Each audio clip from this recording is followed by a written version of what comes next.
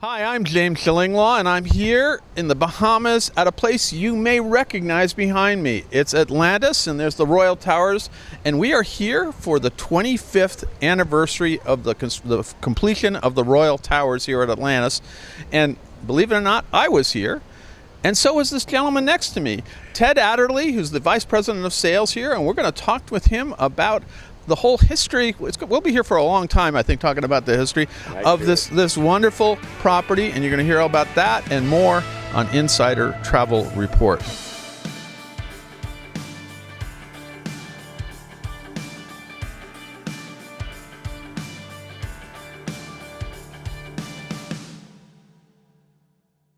Now, Ted, first of all, it was great to see you here. You and I were here for the opening 25 years ago, right? Yes, we were. Yes, absolutely. It was an amazing experience. Well, that was one of the best openings of all time that I remember. Every star you could think of.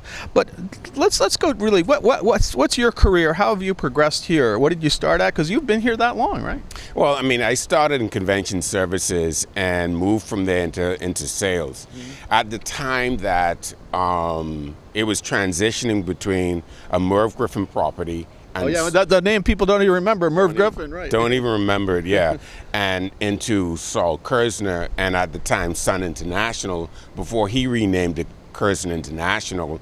I was then in sales, and it was interesting. The story behind it was I vividly remember this. I guess Butch Kersner was the son at the time, and he wasn't the president at the time. He was about to put the presentation together for government. Right. And the first presentation was a model with a skull and slides coming out of the eye into a lagoon. And he was going to name it Treasure Island. Okay. So I was scrambling around with Butch Kersner trying to set it up. Okay. And from there, I got the book of all the undeveloped land of Paradise Island, because Saul Kersner had a 7-phase plan for Paradise Island. Right. Think about it. Cove and Reef is phase 3. So we missed 4 phases of what he was going to do. If he was still going to do it. And poor Saul, I met him many times. I've interviewed him. It was a cover story I wrote for one of my previous trade publications. He was a visionary, as you say. He was a guy who really created. Hard interview initially, unless you took him on property, and then he kind of lit up the sky, and I have many stories of that. But so obviously you had a lot of interaction with him over those years.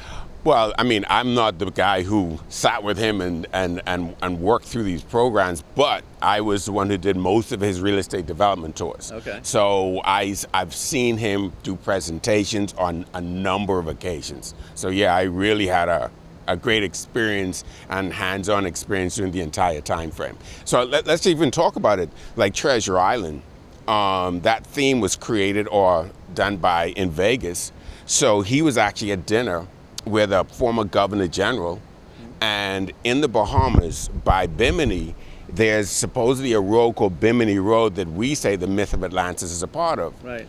From their dinner and conversation, there came the story of the lost city of Atlantis, where he found a lot more meat into Atlantis and how to develop it.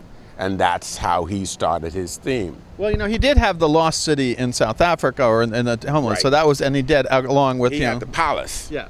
At the lost city. Right. Right, but not Atlantis. Not Atlantis. Right. Okay, so this was the first Atlantis, and that came with all these wonderful aquariums, which nobody had really seen before, right? Exactly.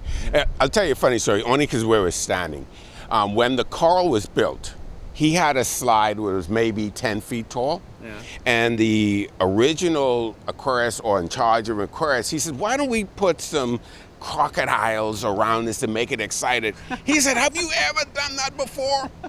Do you have any idea what you're doing? From that idea came the leap of faith with sharks through a tank. I've done that. And so those are kind of storylines that are really interesting to me, because it came from an idea and he was the first one ever to do it. Well, it absolutely was. He was a visionary. He saw these things, and I have a story on that one, is that I once saw Ivana Trump, President Trump's former wife, who was here at the time of the opening, as was Donald Trump with his new girlfriend. Yep. And I saw her in a red bikini go down the slide. I did not see that. I did not see It was something to see. I think you missed something there. I really did miss that one. And I was here when we were talking about Michael Jackson was here, and we were talking about Stevie Wonder was here, and all these incredible stars that they really turned out.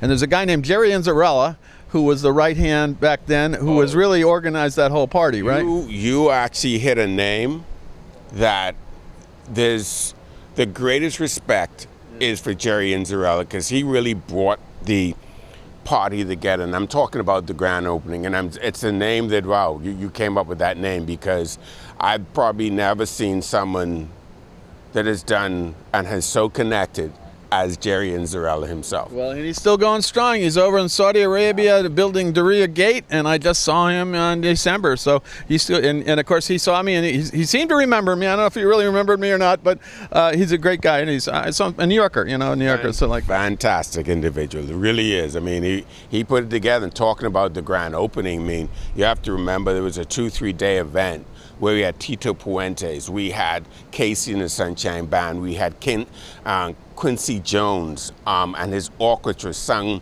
by Natalie Cole. I mean, the names are ringing. It was amazing. We had Michael Jackson singing on the Pyramid. Yeah. And you had to finish with the Michael Jackson. But before that, remember, over the bridge suite, there was a stump double that went down, landed at the Royal Walk. Quincy Jones, Slave to the Rhythm song came through, sang that. Junkanoo groups. It was one of the most amazing. I have never seen a party like that. I had never seen that, and plus I got to be on a buffet line with Julia Roberts. So there you go. That was it. So amazing. That was we're talking old school here. We're talking memories. But now, what is Atlantis today? How has it changed in your view? And I mean, you said he never got to the other phases he would have done, but you've actually added so much more since the original Royal Towers, right? Yeah, I mean, from Royal Towers became obviously the Cove and Reef. Which after the 25th, and when you think of Royal became such a family part of our resort. The Cove was built with adults in mind, and I make that point because people think it's an adult-only resort, but it's built with adults in mind. But so it's not exclusively adult, but it is adult. It's kind of, I always thought it had a more Miami vibe kind of thing. Right, exactly right. And so now when you take a look at all of the experiences of the resort, it really it's a generational property and has something for everybody.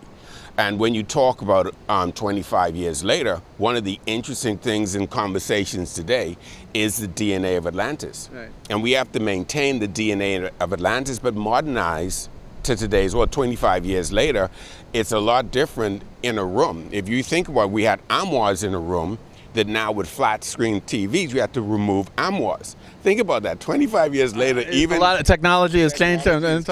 And we have to change with it. Well, it's interesting that this is really where you're at now today, and you had to put in things like water roller coasters and parks beyond what you had with the original Waterscape here, and then the second one with the Mayan Pyramid and all that kind of thing. Yeah. Now you did a water roller coaster. You also have a dolphin experience, I think, things like that. Yeah, I mean, Dolphin Key was part of wasn't originally part of the plan, but became part of the plan between phase 2 and 3. Phase 3 is Cove and Reef. Yeah. So that isn't as new. People may not have known about it, but he had this in his plan. It was amazing because he had this architectural drawing of Paradise Island and what he saw it looking like 5, 10, 15, 20 years later, and part of that was on there, so it's an interesting part of it. But the overall development of it is now where we are now is updating what has become an incredible resort. No, and that's been very important to us. No, and absolutely. And as I'm looking here, maintaining the DNA of Atlantis. Well, I think you have done. You have done that. Yeah, I think it really does. I'm staring at the first place I was here was that tower right over there, and the second time was right behind us. So yes, those are so we stayed there. Now, when you're selling Atlantis today, and we're going out to about 127,000 travel advisors, how do you sell it today as a family resort, as an everything? What is the whole the sales proposition? Interesting you say that, because you can't call this a family resort when you have a casino. And interesting enough, the way the casino is placed is we are a resort with a casino, not a casino resort also. Right. So that tells you the positioning like a generational property where there's something for everybody. Interesting when you talk about slides, you know, half the people going down the slides are adults as much as kids, because people want more than to sit in front of a pool or a beach to suntan. They want activities. And so what we have done within the resort is create, as long as you want a warm weather, don't ask us to snow ski, we're good. Then well, that might still be to come. Yeah. I don't know if you're going to put a ski slope. No.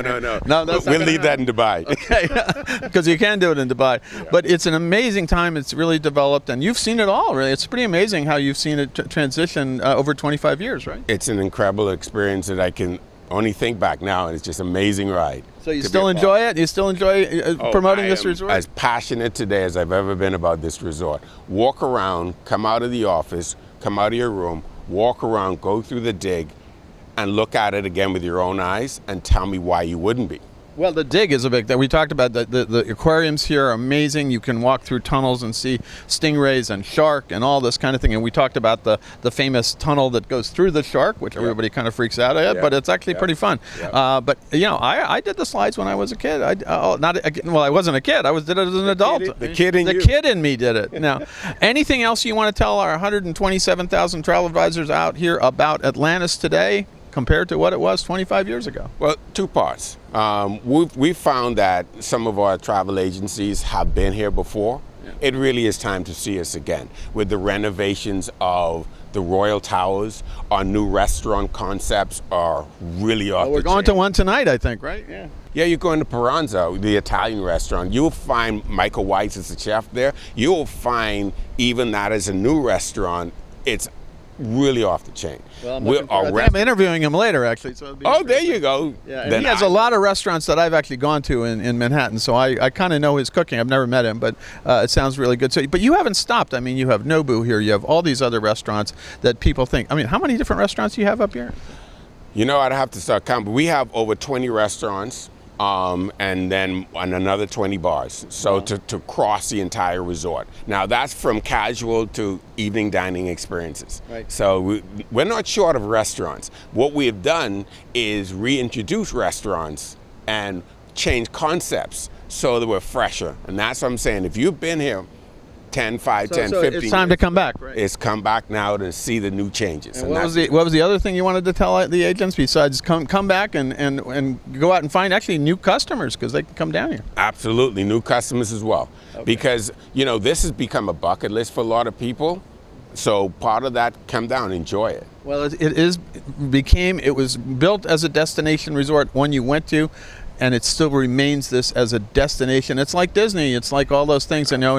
And in fact, I would compare Saul to Walt Disney, but he saw his vision to a certain point, and you just have kept carrying on, right? Absolutely, you said it right. Well, Ted, thank you so much for taking the time to. We could reminisce about the old days and the parties and all that, and who was there and who was not. But we're actually here to celebrate this 25th anniversary, and we're going to go take a walk around. I'm going to go check out all the new stuff that's going on here, and you'll see that hopefully on some of these things. And we're going to we'll see Ted later. And again, thank you so much, and I'm so happy to be back here 25 years later. Me too. Great. Loved it. I'm James Shillinglaw, and this is Insider Travel Report.